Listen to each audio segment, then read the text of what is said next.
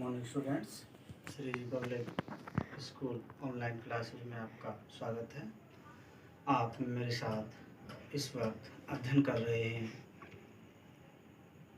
आरोह भाग 1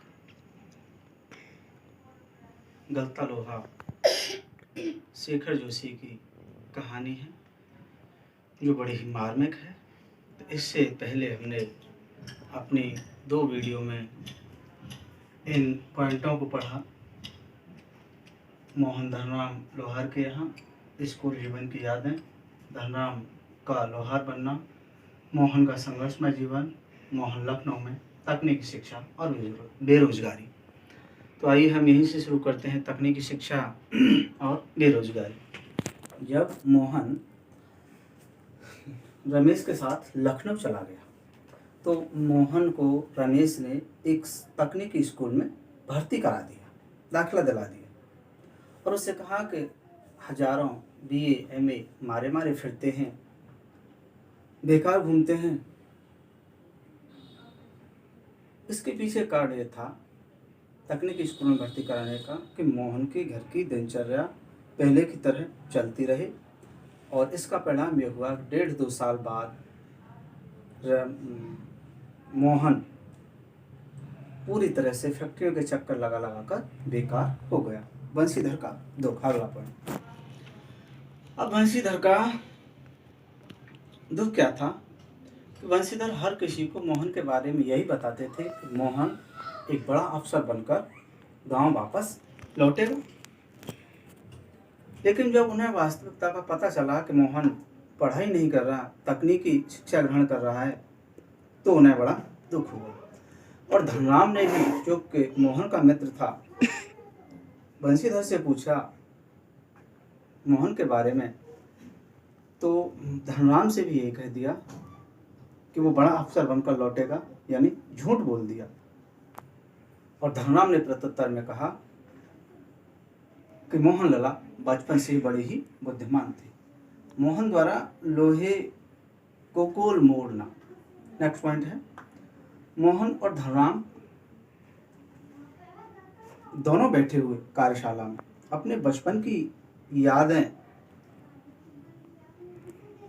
दोहरा रहे थे और इन्हीं यादों में वो कहीं खो गए। उस समय ब्राह्मण टोले के लोगों का निम्न जाति के टोले के लोगों में जाना और जाकर बैठ जाना वर्जित माना जाता था। तो उनको जो काम होता था वो खड़े खड़े ही उस काम को निपटा लेते थे। परंतु मोहन तो धनराम के यहाँ कार्यशाला में जमकर बैठ गया और उसे काम करते हुए देखने लगा। धनराम अपने काम में लगा हुआ था। काम क्या था कि वो एक गोल मोटे लोहे की रॉड को गुलाई देना चाह रहा था, जो कि उसे गुलाई नहीं दे रहा था। और मोहन इस काम को बारीकी से देख रहा था। ये देखकर मोहन अपनी जगह से उठा और कुशलतापूर्वक लोहे को स्थिर किया और अपनी नपी तुली चोटों से उस लोहे की रोड को गोलाई में मोड़ दिया। मोहन की संतुष्टि। लास्ट पॉइंट, मोहन ने यह काम इतनी कुशलता और स्फूर्ति से किया कि धनराम उसे देखता ही रह गया। धनराम को इससे भी बड़ी हैरानी इस बात पर थी कि ब्राह्मण लड़के ने लोहार का काम करना स्वीकार कैसे कर लिया।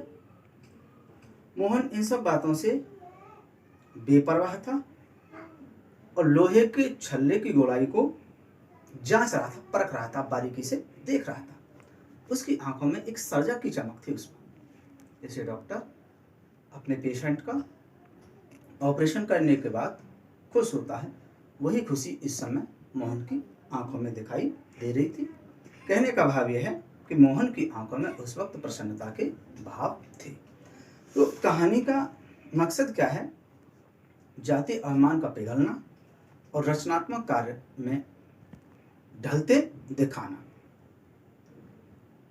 और आधुनिक जीवन के यथार्थ का मार्मिक चित्रण करना, यही कहानी का मुख्य मकसद है। कि काम कोई छोटा नहीं होता, कोई बड़ा नहीं होता, काम काम होता है। जिस काम में रुचि है, जिस काम में मन है, उसी काम को हमें बारीकी के साथ करना चाहिए। तो हमने इस कहानी को, गलता लोहा को 3 पार्टों में पढ़ा। इसके बाद ये कहानी यहीं समाप्त होती है। Thank you.